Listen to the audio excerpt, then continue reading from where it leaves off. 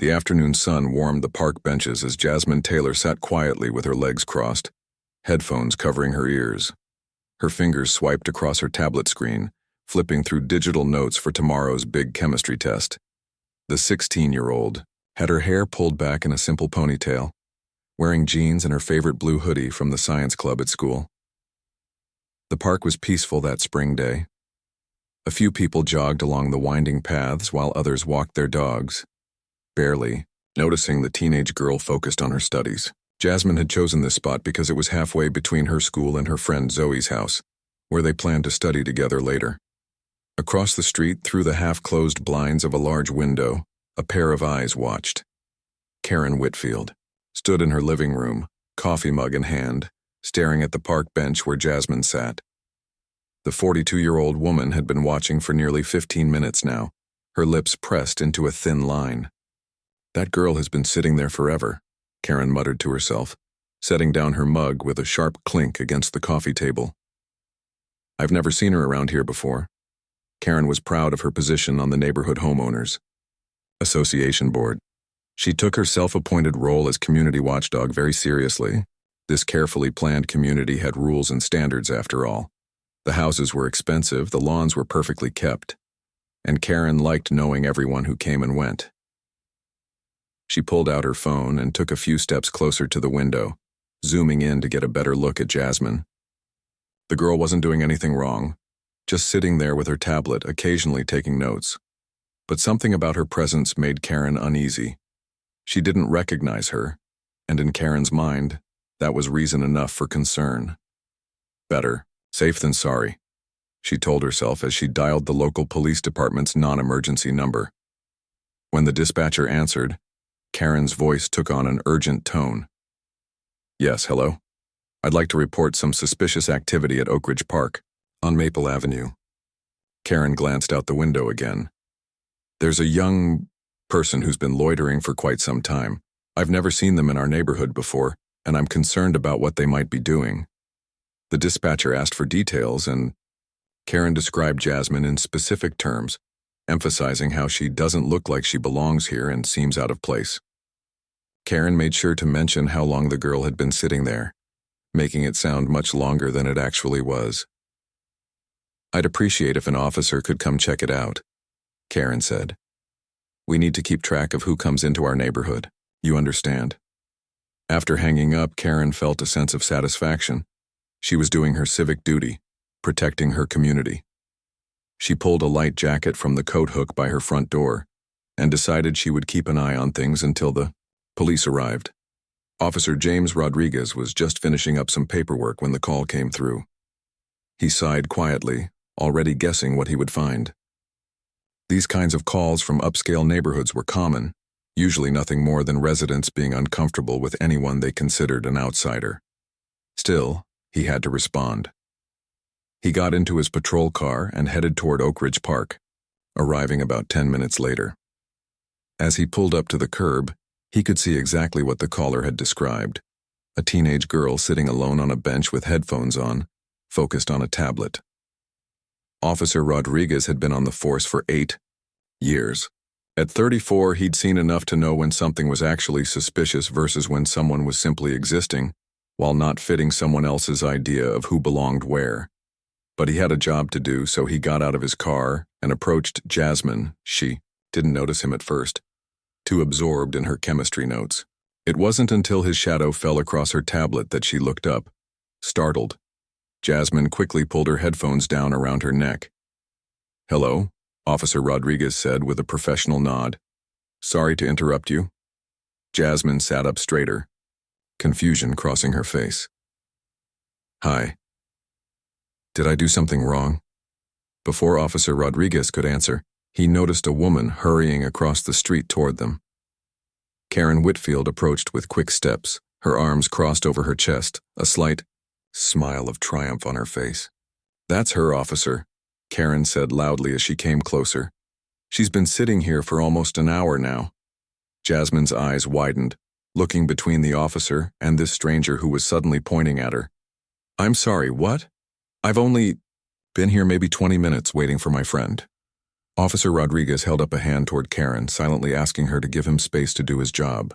He turned back to Jasmine, keeping his tone even. We received a call about someone unfamiliar in the area. I'm just checking to make sure everything's all right. Can you tell me what you're doing here today? Jasmine swallowed hard, her throat suddenly dry.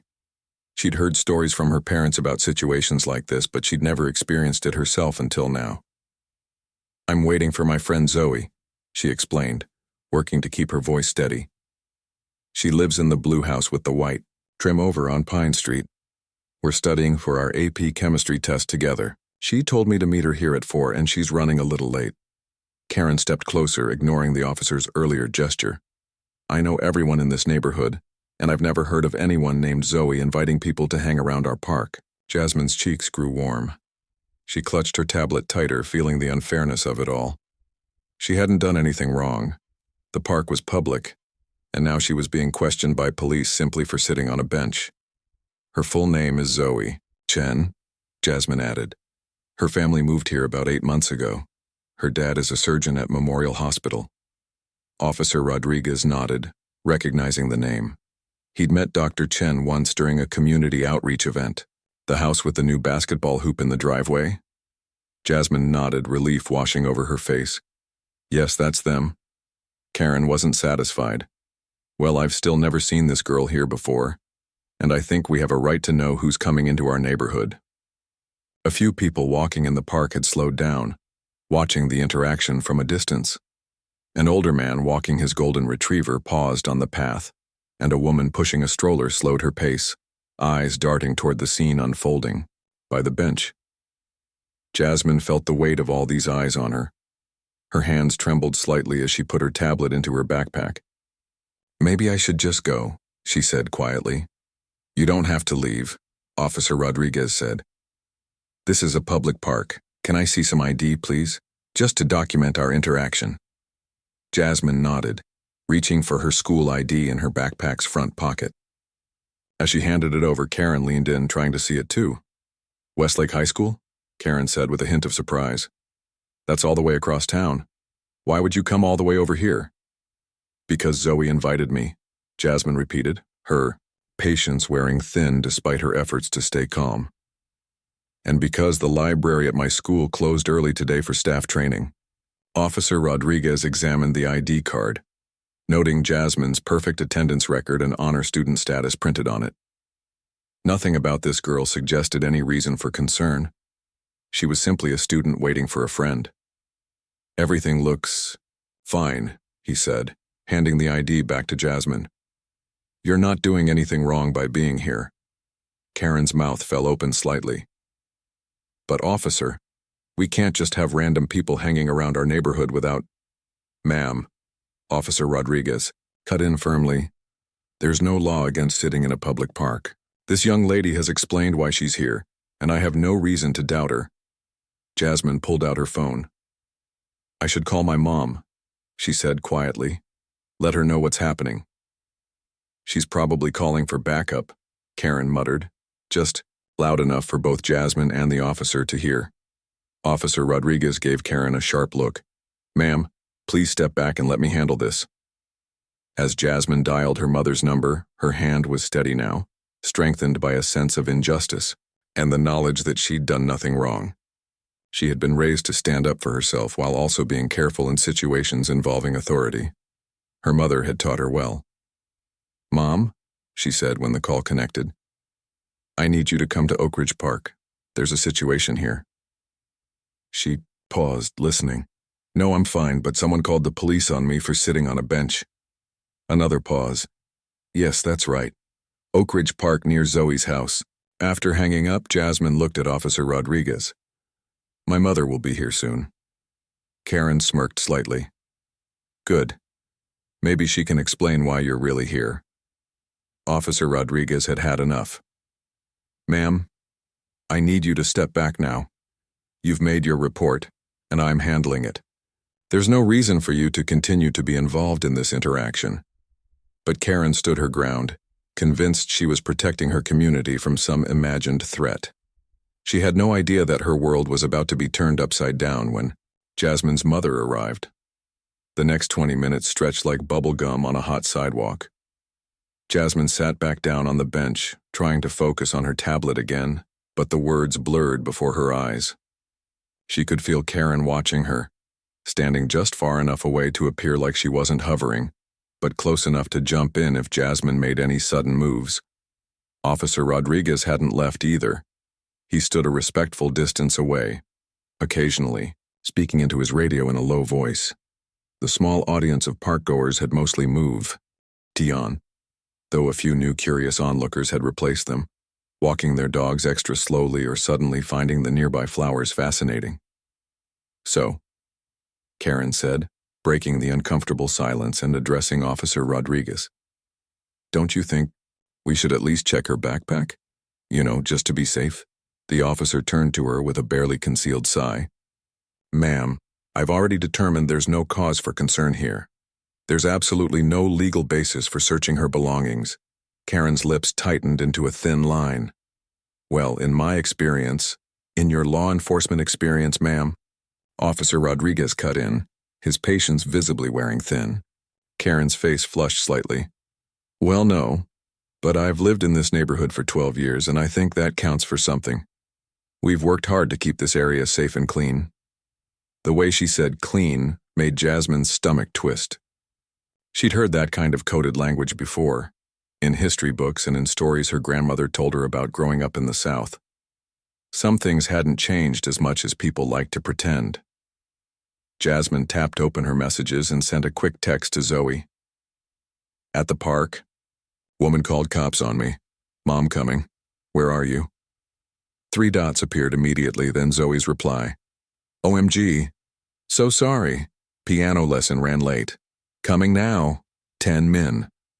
Karen noticed the texting and stepped closer, her shadow falling across Jasmine's screen. "Who are you messaging? Your friends? Telling them to come here too?" Before Jasmine could answer, Officer Rodriguez intervened. "Ma'am, please step back. You need to give her space.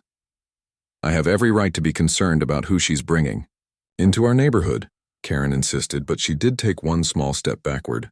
Jasmine slipped her phone back into her pocket and looked up at Karen, meeting her eyes directly for the first time.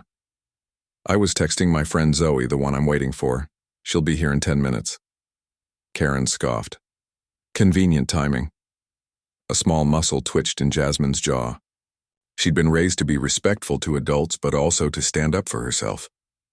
It was a delicate balance her parents had always emphasized, especially her mother, who knew firsthand how unfair the world could be. "I don't understand why you're so worried about me sitting here," Jasmine said, her voice calm but firm. "I'm just a student waiting for my friend so we can study together. That's all." Karen crossed her arms over her chest. "This is a private community." "It's not, though," Officer Rodriguez interrupted. "This park is public property, maintained by the city. Anyone can use it." Karen turned to the officer, her expression incredulous. "But our homeowner association fees pay for some of the landscaping and the playground equipment," Officer Rodriguez finished for her. "But the land itself is public, and that means anyone can be here as long as they're not breaking any laws." 2 more dog walkers had paused nearby, pretending not to listen while clearly hanging on every word. A teenage boy on a skateboard had stopped entirely, no longer even pretending not to watch. Jasmine felt her face growing warm under all the attention. This was exactly the kind of situation her parents had warned her about, the kind of thing that happened when you were in spaces where some people thought you didn't belong. "My mom should be here soon," she said quietly, more to herself than anyone else. Karen let out a short laugh. "Good. Maybe she can explain why you're really here." Officer Rodriguez turned to Karen with a stern expression. "Ma'am, I've asked you repeatedly to step back and let me handle this. If you continue to interfere, I'll have to ask you to leave the area entirely." Karen's mouth fell open in shock. "Leave? I live right there." She pointed dramatically at her house across the street. "I'm the one who called you. I'm trying to protect our community." "From what, exactly?" Officer Rodriguez asked, his tone professional but with an edge of challenge. "Can you articulate what law you think is being broken by a student sitting on a park bench?" Karen stammered for a moment, caught off guard by the direct question.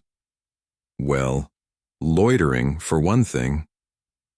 Loitering requires a posted notice and intent to commit a crime, the officer explained patiently. Neither applies here. This young lady has explained why she's here, and I find her explanation reasonable. Karen wasn't ready to back down.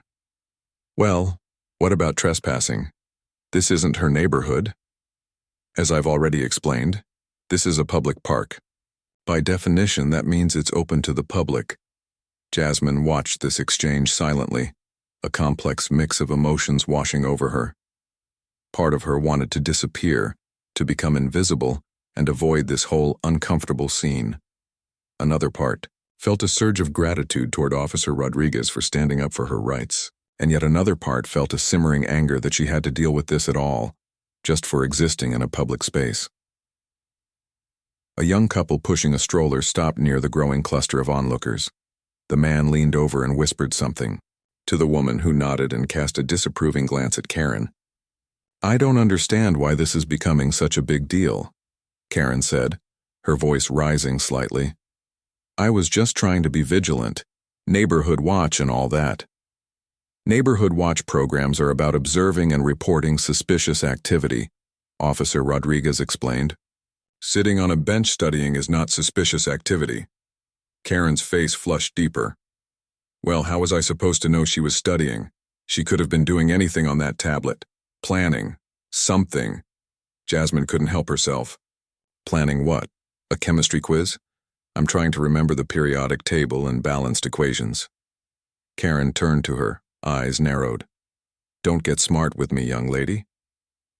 I'm not being smart, Jasmine replied, keeping her voice level despite her racing heart. I'm literally studying to be smart. That's why I'm here. A few chuckles came from the small crowd that had gathered, and Karen's flush deepened to a dark crimson. Officer Rodriguez suppressed what looked suspiciously like a smile. Look, Karen said, turning back to the officer. Maybe I overreacted a little, but better safe than sorry, right? You always tell us at community meetings to report anything unusual. Unusual and suspicious are not the same thing, Officer Rodriguez replied. And we also emphasize using good judgment. The skateboarding teen who had stopped to watch let out a low, ooh, at that comment. Karen shot him a glare that could have melted steel. Jasmine's phone buzzed in her pocket. She pulled it out, hoping it was her mother saying she was nearly there. Instead, it was another text from Zoe. On my way, Dad driving me, so sorry. Is that your mother? Karen asked, trying to peer at Jasmine's screen. No, it's my friend Zoe. She's on her way with her dad. Karen's eyebrows shot up. Oh, well, good. I'd like to meet this Zoe and her father. If they really live here, I should know them. Officer Rodriguez looked skyward briefly, as if asking for patience.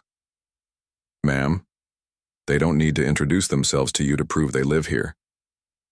Well, as a board member of the Homeowners Association, the Homeowners Association has no legal authority to question residents or their guests about their presence in public spaces, Officer Rodriguez said firmly.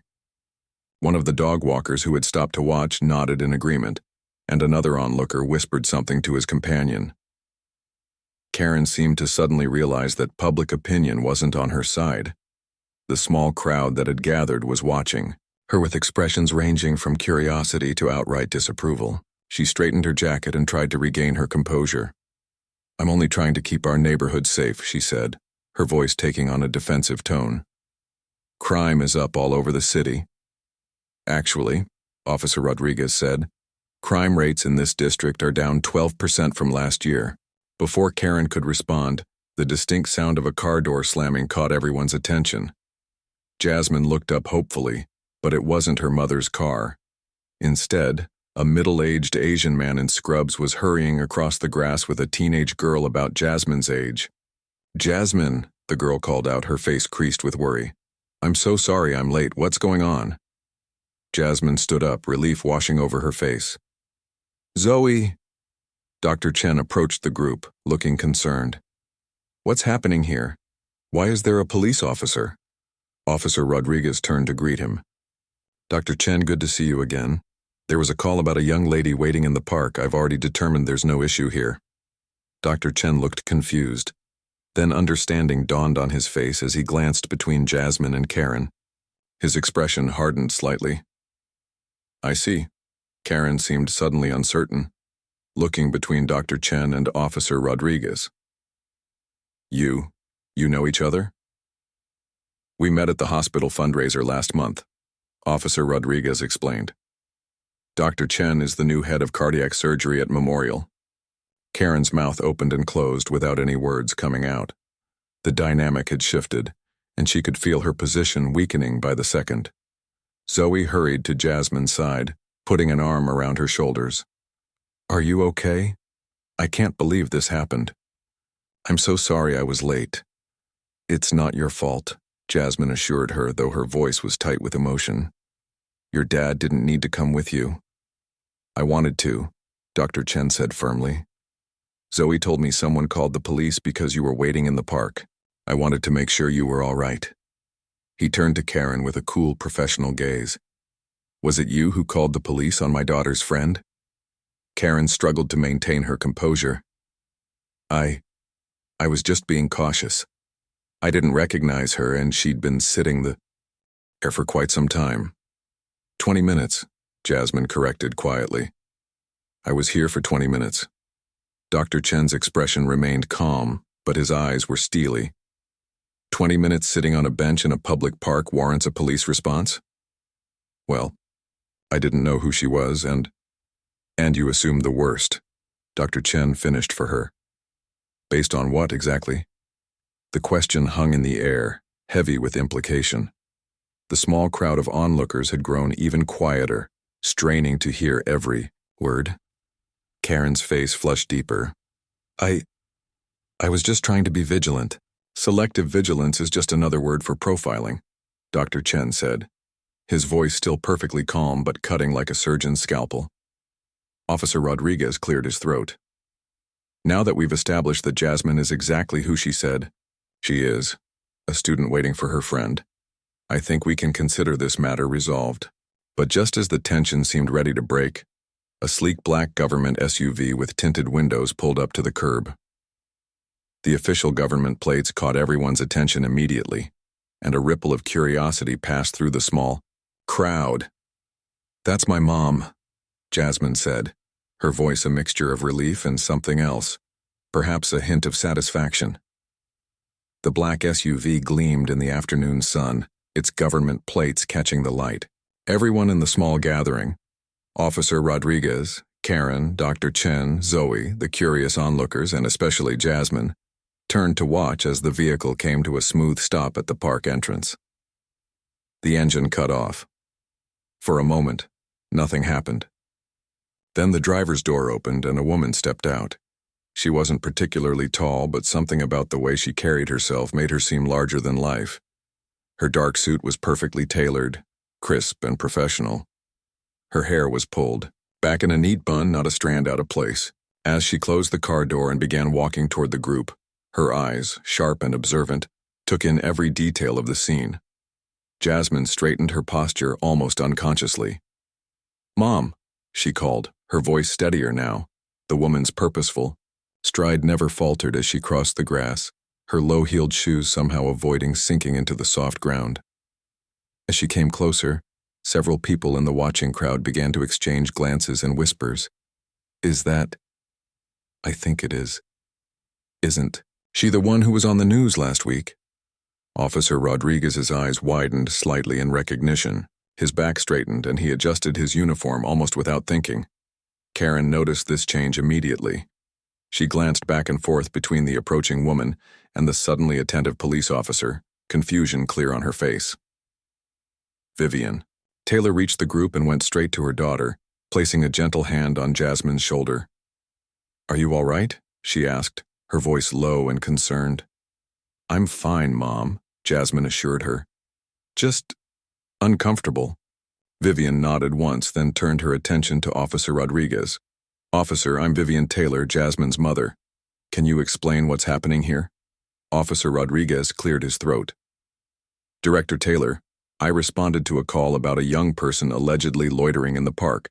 When I arrived, I found your daughter sitting on this bench.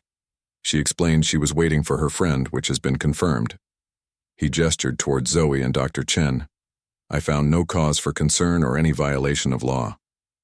At the words, Director, Taylor, Karen's eyes widened. She looked more closely at Vivian, recognition slowly dawning on her face. Vivian nodded at the officer's explanation. Thank you for your professionalism. May I ask who made the call? Officer Rodriguez hesitated, glancing briefly at Karen. Karen, sensing she was about to be identified, stepped forward with forced confidence. I did. I live right across the street. She pointed to her house. I've never seen her around here before, and I was concerned about unusual activity. Unusual activity, Vivian repeated, her tone neutral, but somehow making the words sound absurd. And what unusual activity did you observe my daughter engaging in? Karen shifted her weight from one foot to the other. Well, she was just sitting there for a long time looking at her device. Her tablet, Vivian corrected, for her AP chemistry class. She has a test tomorrow. Well, how was I supposed to know that? Karen said defensively. She could have been doing anything. Such as? Vivian prompted. Karen opened her mouth, then closed it again, unable to come up with a reasonable answer. The small crowd of onlookers had grown even quieter, hanging on every word of the exchange. The skateboarding teen had pulled out his phone and appeared to be texting furiously, no doubt telling friends about what he was witnessing. Vivian turned to address Officer Rodriguez again. To be clear, you found no legal reason to question my daughter? None whatsoever, Director, he confirmed. She was simply sitting on a public bench, which is perfectly legal. Vivian nodded, then glanced at the crowd that had gathered. Her gaze swept over them coolly, making a few of them suddenly remember they had places to be. 3 dog walkers and a jogger quickly moved on.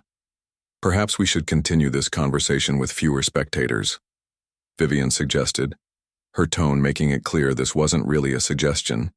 Karen, who had been watching the exchange with growing discomfort, seemed to finally make the full connection. Wait, Director Taylor? As in, FBI Director Taylor? Vivian turned her full attention to Karen for the first time. Yes, that's correct. I'm the director of the Federal Bureau of Investigation. And you are? Karen swallowed hard. Karen Whitfield. I'm on the Homeowners Association board. A slight smile touched Vivian's lips but didn't reach her eyes. I see. And the Homeowners Association is concerned about high school students studying in the park? Dr. Chen, who had been quietly observing, stepped forward. Mrs. Whitfield does not speak for all homeowners, I assure you. My family moved here 8 months ago, and while most neighbors have been welcoming, some seem particularly concerned with who belongs and who doesn't. Karen's face flushed. That's not fair. I didn't know who she was or why she was here. I was just being cautious. Selective caution is still profiling, Mrs. Whitfield, Vivian said evenly. Would you have called the police if my daughter were different? The question hung in the air, its implication clear to everyone present. Karen's flush deepened. This isn't about... I would have called about anyone suspicious. What exactly was suspicious about a teenager sitting on a bench with a tablet and headphones? Vivian asked, her voice still remarkably calm. Before Karen could answer, Zoe stepped, closer to Jasmine. I'm really sorry about all this if I hadn't been late with my piano lesson. It's not your fault, Jasmine assured her friend. This isn't about you being late, it's about... She glanced at Karen and didn't finish her sentence. Officer Rodriguez cleared his throat. Director Taylor, since there's no issue here from a law enforcement perspective, I can file my report and be on my way unless you have any questions for me. Vivian considered this. I appreciate your prompt response and your professional handling of the situation, Officer Rodriguez. I have no further questions at this time, but I would like a copy of your report for my records. Of course, Director. I'll make sure that happens. The remaining onlookers began to disperse, sensing that the most dramatic moment had passed. Only the skateboarding teen lingered, still texting rapidly on his phone. Karen stood awkwardly, clearly unsure of what to do next. The confidence that had fueled her earlier actions had evaporated, replaced by a growing realization of the situation she had created. "Mrs. Whitfield," Vivian said, turning her attention back to Karen. "I think we should discuss your concerns more directly. Would you prefer to do that here or somewhere more private?" Karen's eyes darted around, noting that while the crowd had thinned, they were still very much in public view. "Maybe more private would be better." "I thought so," Vivian said with a nod. She turned to Jasmine and Zoe. "Girls, why don't you go to our house to study? It's closer than Zoe's, and I think you could use a change of scenery." Dr. Chen nodded in agreement. "That sounds like a good idea. I can drop Zoe off after her study session, Director Taylor." "Thank you, Dr. Chen, and please call me Vivian." As the girls gathered their things, Karen watched with a mixture of embarrassment and defensiveness. "I really was just trying to keep the neighborhood safe," she said, her voice smaller than before. "I understand the desire for safety," Vivian replied. "But safety for whom, Mrs. Whitfield? And at whose expense?" Jasmine shouldered her backpack and gave her mother a quick hug. "Will you be home soon?" "Yes. This shouldn't take long," Vivian assured her. She turned to Officer Rodriguez. "Officer, thank you again for your assistance." Officer Rodriguez nodded respectfully. "Just doing my job, Director. I'll file that report right away." As he walked back to his patrol car, Zoe's father put a gentle hand on his daughter's shoulder. "I'll pick you up at 7, okay? Text me if you need anything sooner." "Thanks, Dad," Zoe said, giving him a quick hug before joining Jasmine. The two girls walked toward Jasmine's mother's SUV, talking in low voices. Dr. Chen headed back to his own car with a final nod to Vivian and a cool glance at Karen. Now it was just Vivian and Karen standing near the park bench where it had all started. The park had returned to its peaceful state. Joggers jogging, dogs being walked, children playing in the distance.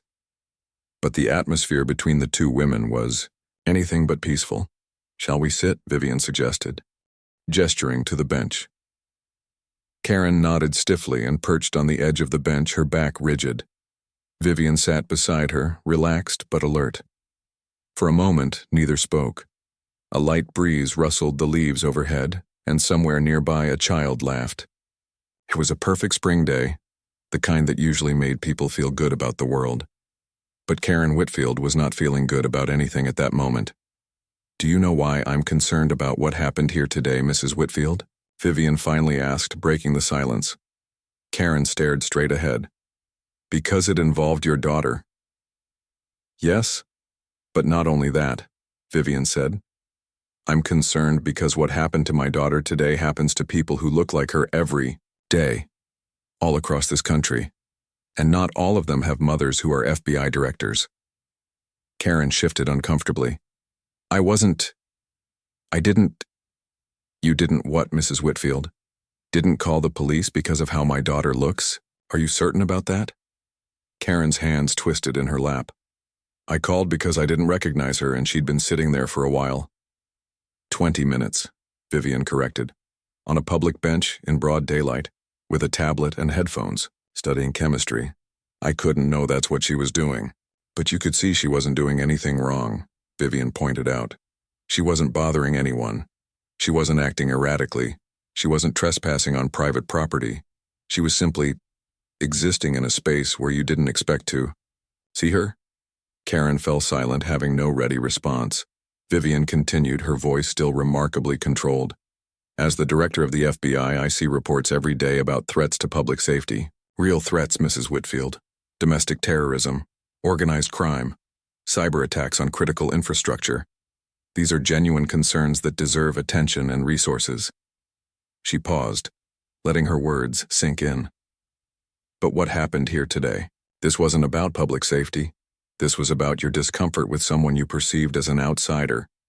And you used law enforcement as a tool to address that discomfort." Karen's face flushed again. "That's not fair.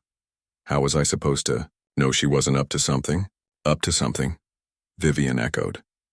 "Based on what evidence? What specific behavior did you observe that suggested criminal intent?" When Karen didn't answer, Vivian pressed on. Let me tell you what I think happened. I think you saw a young black girl in what you consider your neighborhood, and you automatically viewed her presence as suspicious. Not because of anything she did, but because of who she is. That's not— Please let me finish, Vivian said, her tone firm but not unkind. What you did today is called racial profiling. It's not just hurtful and unjust on a personal level, though it certainly is that. It's also ineffective as a security measure. It wastes law enforcement resources, erodes community trust, and targets innocent people while potentially missing actual threats. Karen looked down at her hands. I didn't mean to profile anyone. I was just being cautious. Intent and impact are different things, Mrs. Whitfield, Vivian said. Whatever your intentions, the impact was that my daughter, an honor student who has never been in trouble a day in her life, had to experience being treated like a criminal simply for existing in public space. A jogger passed by, nodding politely to the two women sitting on the bench. Neither nodded back, too absorbed in their conversation. So what now? Karen asked, after another moment of silence. Are you going to file a complaint against me? Get me kicked off the homeowners board? Vivian considered this. I could, but I don't think that would address the real issue here. Which is? The assumptions that led to your call in the first place, Vivian said. The automatic association of different with dangerous. The idea that certain people belong in certain spaces and others don't. Karen's shoulders slumped slightly. The defensive edge that had carried her through the earlier confrontation was fading, replaced by something that looked almost like shame. What would you have me do? She asked quietly. Reflect, Vivian said simply. Consider why you saw threat where there was none. Think about the impact of your actions, not just on my daughter today, but on how we build community trust and safety for everyone. She paused, then added, and perhaps consider attending our community outreach program at FBI headquarters next month. We discuss exactly these kinds of situations, how to recognize genuine security concerns versus biased perceptions, how to be vigilant without being prejudiced, how to build safer communities through inclusion rather than exclusion. Karen, no, looked surprised at the invitation. You'd want me there? After this? Especially after this, Vivian said. Change doesn't happen when we only talk to people who already agree with us. It happens when we engage across differences, with a willingness to learn and grow. A slow nod from Karen. I could do that. Good, Vivian said, rising from the bench. I'll have my office send you the details. As she stood ready to leave, Karen looked up at her with a confused expression. That's it? You're not going to, I don't know, use your position to make trouble for me? Vivian smiled slightly. Mrs. Whitfield, my job is to protect the American people and uphold the Constitution. That includes protecting the right of all people to exist in public spaces without harassment, regardless of how they look. But it also includes believing in the possibility of growth and change. She straightened her jacket. My daughter will be fine. She's resilient, and unfortunately, this isn't the first time she's experienced something like this, though it's perhaps the most dramatic. What I care about now is making sure it happens less often, to her and to everyone else.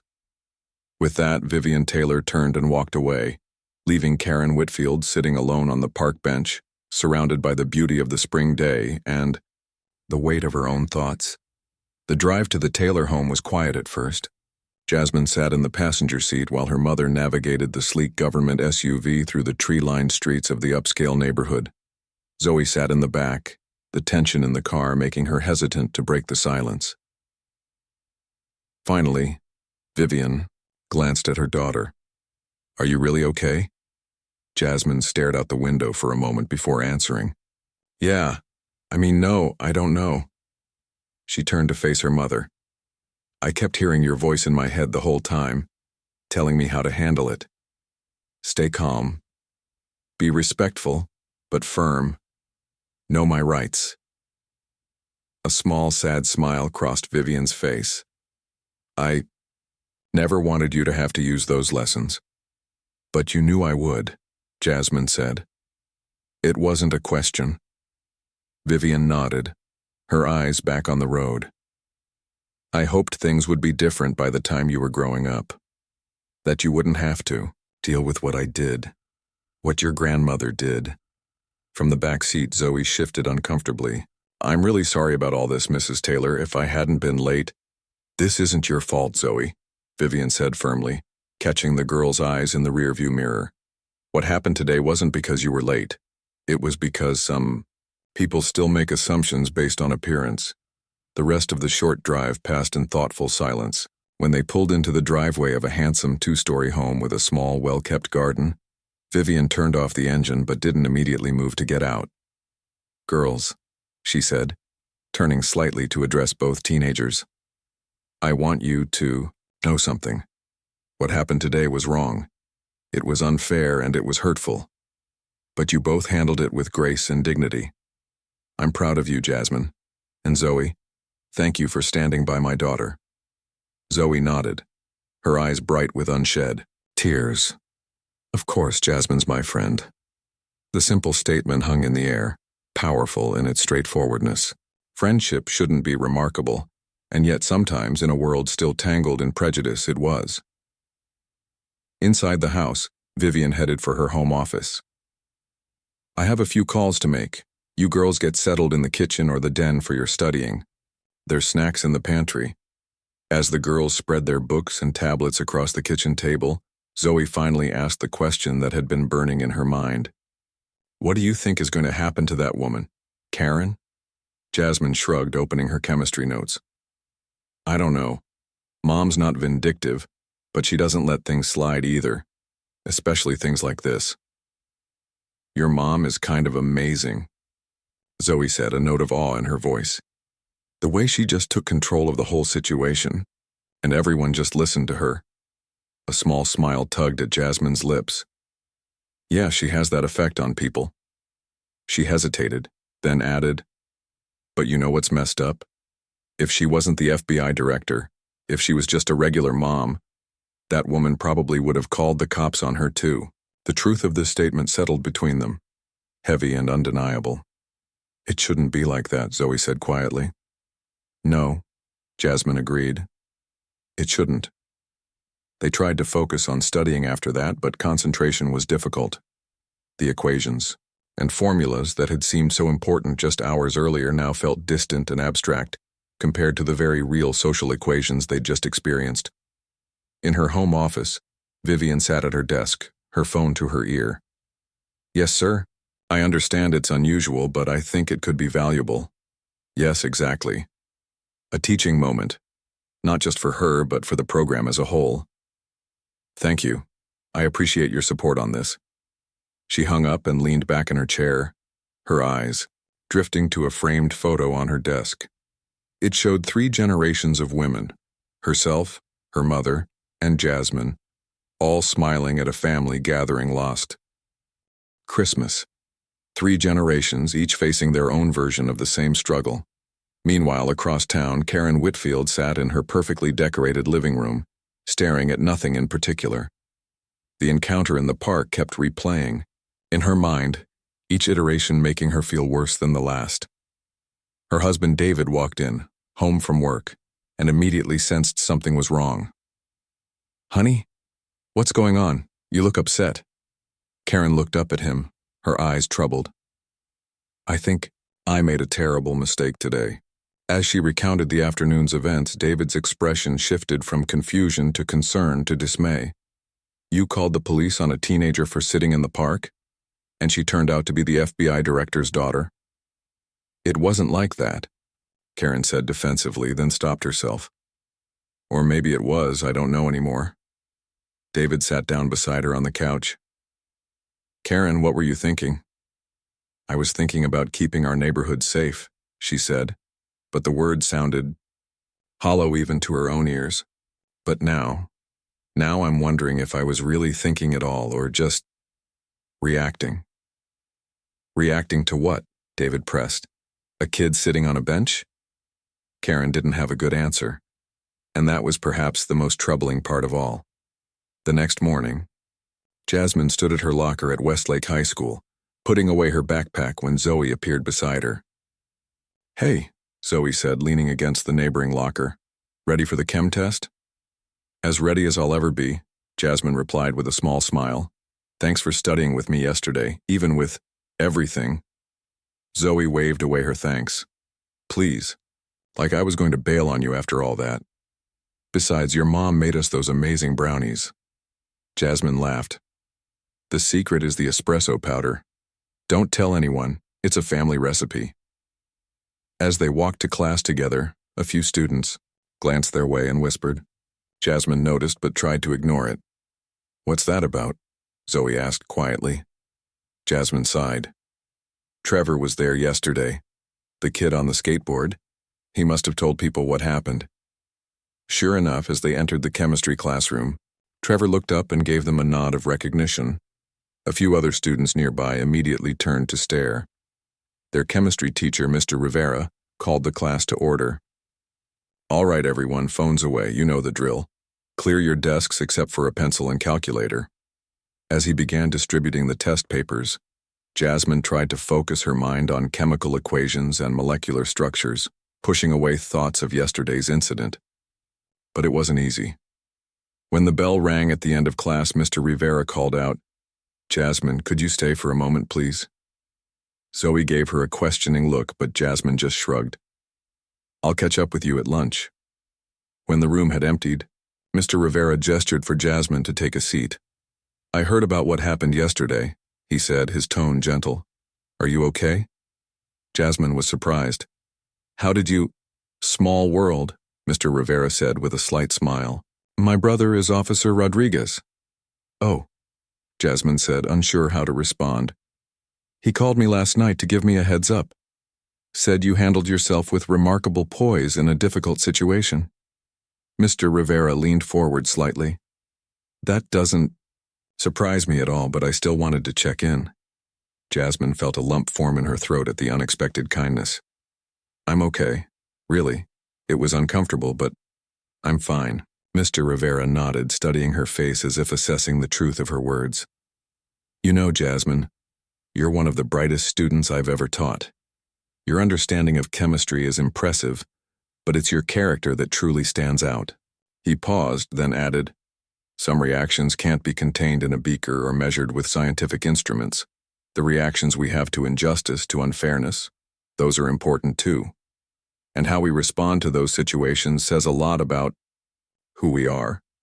Jasmine nodded, understanding what he was really saying. Thank you, Mr. Rivera. He smiled. Now go get some lunch and tell your mom I said hello. We met at the district science fair last year. I was one of the judges. As Jasmine headed to the cafeteria, she felt a little lighter. The incident in the park had been upsetting, but it had also revealed something important. She wasn't alone. There were people in her corner. Her mother, Zoe, Dr. Chen, Officer Rodriguez, and now Mr. Rivera. People who saw her for who she really was, not what she looked like or where she happened to be sitting. In the school cafeteria, she spotted Zoe, waving from their usual table. As Jasmine made her way over, she noticed more than a few curious glances and whispers following her. Word's definitely getting around, Zoe said as Jasmine sat down. Trevor's telling everyone how your mom totally shut down that Karen lady. Jasmine rolled her eyes. Great. Just what I need. More attention. Are you kidding? People think it's awesome. That woman tried to get you in trouble for literally nothing, and it completely backfired on her. Zoe leaned closer. Plus, everyone thinks it's super cool that your mom is basically like a real-life superhero. This made Jasmine laugh despite herself. She's the FBI director, not Wonder Woman. Same difference, Zoe insisted with a grin. Seriously, though, you okay? Jasmine considered the question more deeply this time. Was she okay? The incident had been humiliating and infuriating. It had made her feel small and targeted and wrong, all for simply existing in a public space. But it had also shown her something important about herself. She was stronger than she thought. Yeah, she said finally. I think I am okay, not because what happened was okay. It definitely wasn't, but because, I don't know, I handled it. I didn't let it break me. Zoe nodded, understanding in her eyes. That's what makes them mad, you know. People like that Karen lady. They want to make you feel like you don't belong, but you refuse to accept that. I guess so, Jasmine agreed, unwrapping her sandwich. Anyway, how do you think you did on the chem test? As they shifted to discussing the relative merits of their answers on the periodic table section, Jasmine felt a sense of normalcy returning. What had happened yesterday was significant, but it didn't define her. She was still just a teenager, trying to navigate high school, friendship, and the occasional chemistry test. Across town in the gleaming headquarters of the FBI, Director Vivian Taylor sat at the head of a conference table, leading a meeting with her senior staff. They were discussing a major cybersecurity initiative, and everyone was focused on the task at hand. When the meeting concluded, her deputy director, Richard Hargrove, lingered behind. "Got a minute, Vivian?" She nodded, gathering her papers. "What's on your mind, Rich?" "I heard about what happened with Jasmine yesterday," he said, his voice low. "Word travels fast around here, you okay?" Vivian straightened, meeting his concerned gaze. "I'm fine. More importantly, Jasmine is fine. I'm glad to hear it," he said. "If you need anything—" "Actually," Vivian said, "there is something. I want to use this incident constructively. I've already spoken with the outreach department about incorporating it into next month's community program." Richard raised an eyebrow. "The one for neighborhood, watch groups and community leaders?" "Exactly," Vivian confirmed.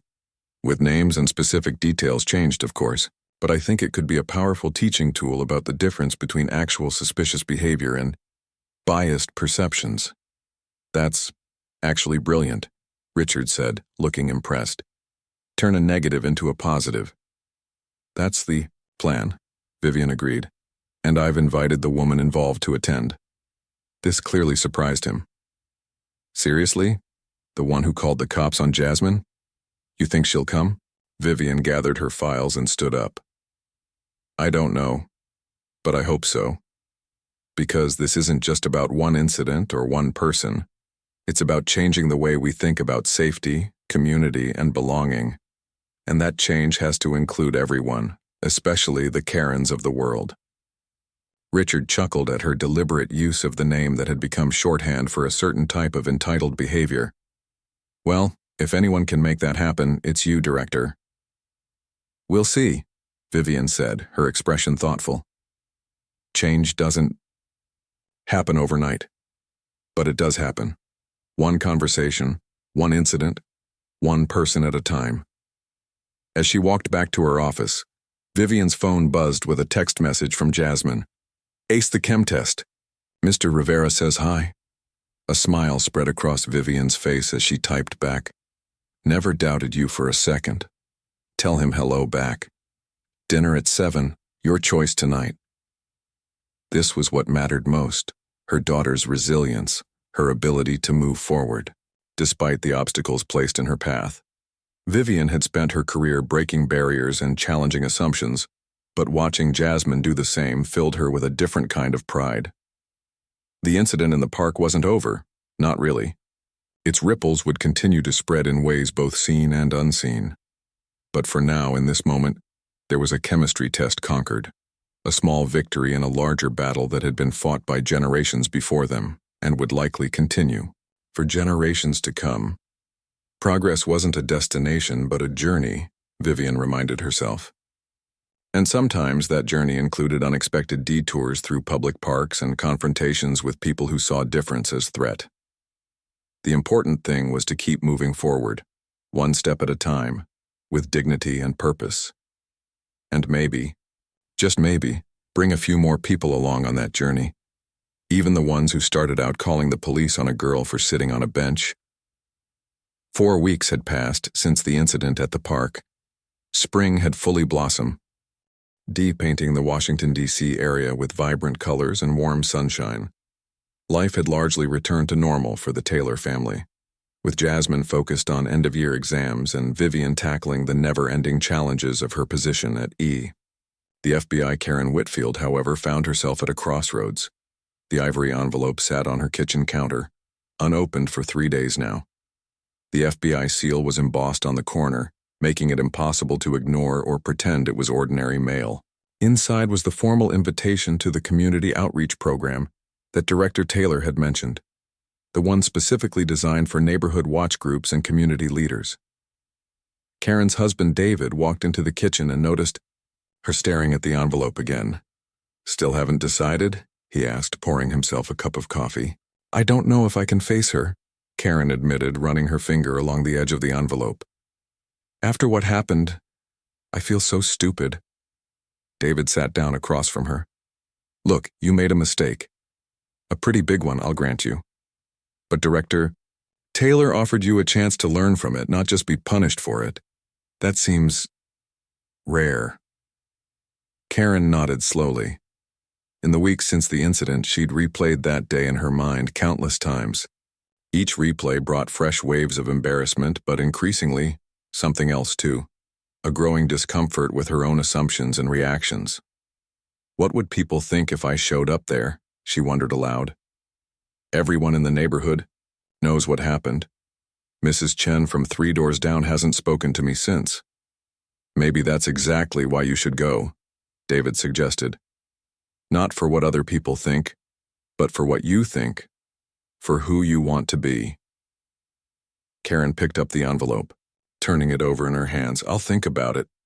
Meanwhile, at FBI headquarters, Vivian Taylor was in a meeting with her outreach team, finalizing details for the upcoming community program. "We've had an unprecedented response," Sandra Diaz, the outreach coordinator, was saying. "Usually these events draw about 50 people, but we're up to nearly 200 registrations already." "And the case study materials?" Vivian asked. "Ready to go," Sandra confirmed. "We've adapted the incident as you suggested, changing names and specific details while preserving the core issues. We've also prepared discussion questions and role-play scenarios." Vivian nodded approvingly. "Good. This isn't about shaming anyone. It's about recognizing patterns and changing behaviors." After the meeting, as Vivian walked back to her office, her assistant handed her a stack of messages. One name jumped out immediately. Karen Whitfield. "She called this morning," her assistant explained. "Said she wanted to confirm her attendance at next week's program." Vivian felt a small surge of satisfaction. Perhaps there was hope after all. At home that evening, as Vivian and Jasmine sat at the dinner table, Vivian mentioned Karen's call. "She's actually coming?" Jasmine asked, surprised. "I figured she'd be too embarrassed." "It takes courage to face your mistakes," Vivian said, serving a portion of stir-fry onto her daughter's plate, "especially in such a public way." Jasmine considered this as she pushed broccoli around with her fork. "Do you think she'll actually learn anything? Or is she just trying to save face?" "I don't know," Vivian admitted. "People's motivations are complex, but I believe in giving people the chance to grow. That's why I invited her. Even though she profiled me, called the cops on me for nothing." "Especially because of that," Vivian said firmly. "Change doesn't happen in an echo chamber, Jasmine. It happens when people who think differently come together and truly listen to each other." Jasmine nodded slowly. "I guess. It's just hard to imagine her suddenly understanding what it feels like." "Understanding is a journey, not a destination," Vivian said, "and some people need more help along the way than others." The following Tuesday evening, Karen Whitfield sat in her car in the parking lot of the FBI headquarters visitor center, gathering her courage. She had changed outfits 3 times before leaving home, unsure what was appropriate for such an occasion. She'd finally settled on a simple blue dress, professional but not overly formal. The registration table was set up in the lobby, staffed by friendly-faced FBI community liaison officers. Karen gave her name, received a name tag and information packet, and was directed to a large conference room where other attendees were already gathering. The room buzzed with conversation as people from various neighborhood watch groups, homeowner, associations, and community organizations mingled and found seats. Karen chose a spot near the back, hoping to remain inconspicuous. That hope evaporated when Dr. Chen walked in with his wife and spotted her immediately. After a moment's hesitation, they made their way over. "Mrs. Whitfield," Dr. Chen said with a nod. I'm surprised to see you here. Karen swallowed hard. I was invited by Director Taylor. Mrs. Chen raised an eyebrow but said nothing. That was thoughtful of her, Dr. Chen said carefully. An awkward silence fell between them until Karen finally gathered her courage. I want to apologize to you both. My behavior that day in the park, it was inexcusable. I made assumptions about your daughter's friend that were unfair and, well, biased. I'm here because I want to do better. The Chens exchanged a glance, seemingly surprised by her directness. Thank you for saying that, Dr. Chen said finally. It takes character to admit when you're wrong. His wife nodded in agreement. We appreciate your apology. Perhaps after this program you might join us for coffee sometime? I think there's a lot we could learn from each other. Before Karen could respond, the lights dimmed slightly, and Sandra Diaz stepped up to the podium at the front of the room. Good evening, everyone. Thank you for joining us for tonight's FBI Community Partnership Program. Our focus tonight is on effective community vigilance beyond bias and assumptions. We're especially honored to have with us FBI Director Vivian Taylor, who will be leading a portion of tonight's discussion. On cue, Vivian Taylor walked onto the small stage, her presence immediately commanding the room's attention. She thanked the audience for coming and outlined the evening's program, which would include case studies, discussions, and practical exercises. Our goal tonight is not to point fingers or assign blame, she said, her gaze sweeping across the room. Rather, it's to recognize that true community safety comes from understanding the difference between actual suspicious behavior and our own biased perceptions.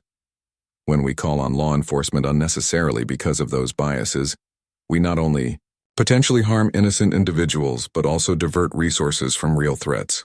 Karen shifted in her seat, feeling as though Vivian's words were aimed directly at her, though the director's gaze never lingered on her specifically.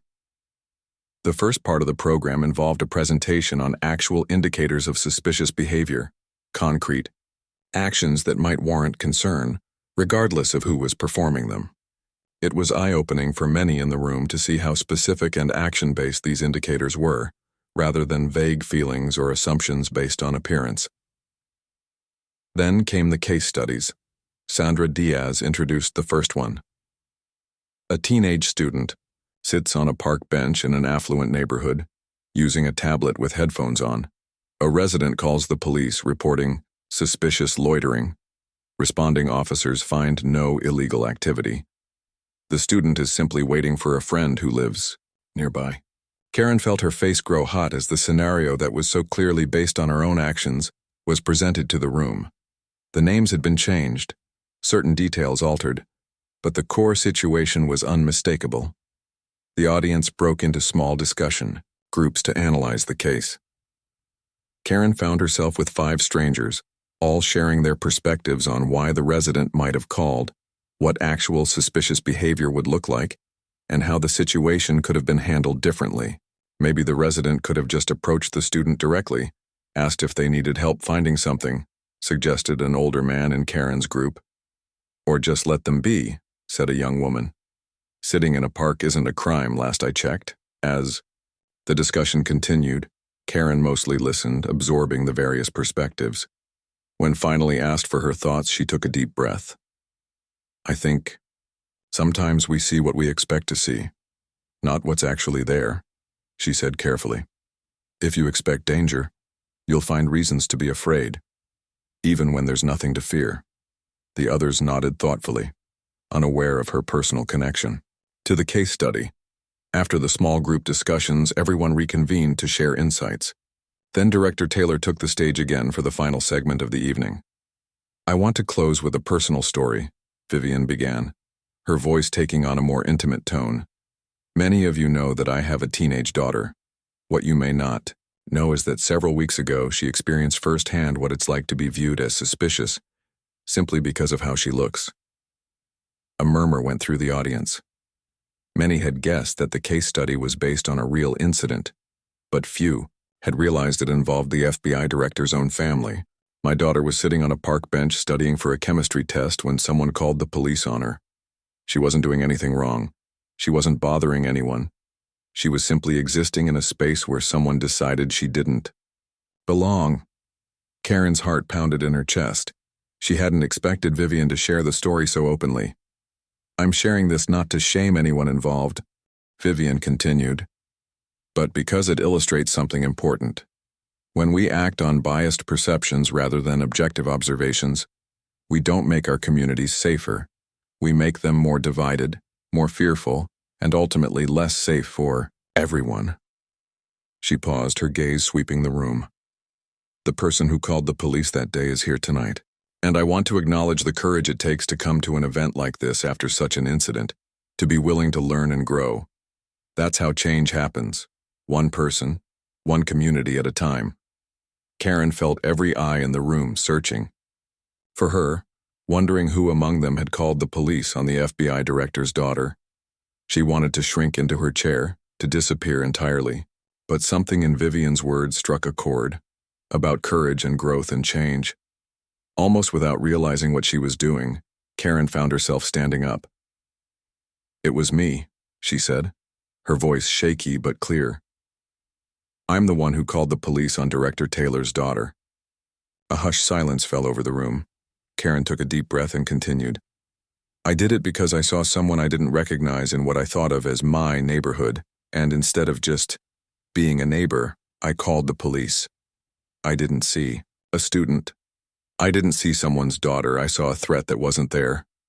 She glanced at Vivian, who gave her a small, encouraging nod. "I'm here tonight because I never want to be that person again. I want to learn to see people as they are, not as what I fear they might be. And I want to thank Director Taylor for giving me that chance, when she had every right to just be angry." The silence that followed felt electric. Then, slowly, someone began to applaud. Others joined in, not in celebration of what Karen had done that day in the park, but in recognition of the difficulty and importance of acknowledging one's mistakes publicly. As the applause died down, Vivian spoke again. "Thank you, Mrs. Whitfield.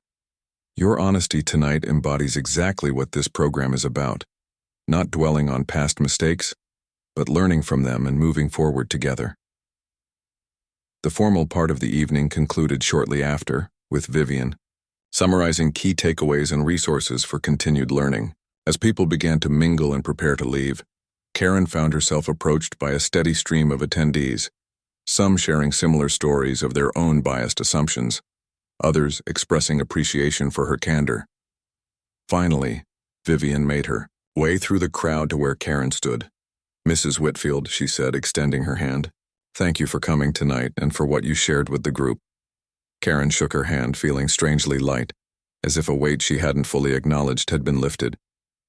"Thank you for inviting me, and for not making this about shaming me when you could have. Shame rarely leads to genuine change," Vivian said. "Understanding does." As they talked, the doors at the back of the room opened and Jasmine walked in with Zoe. They had come to drive home with Vivian, not expecting the event to still be underway. Karen felt a fresh wave of embarrassment at the sight of Jasmine, but the teenager spotted her and after a moment's hesitation, walked over with Zoe beside her. "Mrs. Whitfield," Jasmine said with a nod, her voice neutral but not hostile. "Hello, Jasmine," Karen replied, then nodded to Zoe as well. "And Zoe, I want to apologize to you both for what happened that day, especially to you, Jasmine. I was wrong, and I'm sorry." Jasmine studied her face for a moment as if searching for sincerity. Whatever she saw must have satisfied her because she nodded slowly. "Thank you for saying that," she said. "It means something. You being here tonight."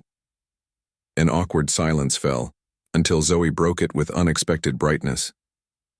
"So, Mrs. Whitfield, we're putting together a community service club at school, and we're looking for project ideas. Since you're on the homeowners board, maybe you have some thoughts on what might be needed in the neighborhood." The simple olive branch, treating Karen as someone who might have something valuable to contribute rather than just as the woman who had wronged them, visibly moved her. Yes, actually. The community garden could use some help, and there's been talk of setting up a little free library near the park." As they discussed possibilities, Vivian watched with quiet satisfaction. This was how bridges were built, not with grand gestures, but with small, everyday interactions that recognized the humanity in each other. Later that night, as Vivian and Jasmine drove home, Jasmine was thoughtful. "Do you think she's really changed? Or was tonight just for show?" "Change isn't a single moment," Vivian replied. "It's a process, but I believe she's genuinely trying, and that's where it has to start." Jasmine nodded slowly. It was weird seeing her there, but also, I don't know, kinda good? Like maybe something positive can come from what happened. "That's always the hope," Vivian said, "that we can turn difficult experiences into opportunities for growth, not just for ourselves, but for everyone involved." As they pulled into their driveway, Jasmine asked, "Do you think things will ever really change? Like, on a big scale? So kids like me don't have to worry about being seen as suspicious just for existing?" Vivian turned off the engine and faced her daughter in the dim light. "I have to believe they will. Change happens one person at a time, one interaction at a time. What happened with Mrs. Whitfield, that's how it starts. Someone recognizes their biases and decides to do better. Then they influence others to do the same." "I hope you're right," Jasmine said. "Me too," Vivian agreed. "But either way, we keep pushing forward. Your grandmother did it for me. I'm doing it for you, and someday you'll do it for the next generation. That's how progress works, step by step, day by day, with courage and determination and hope."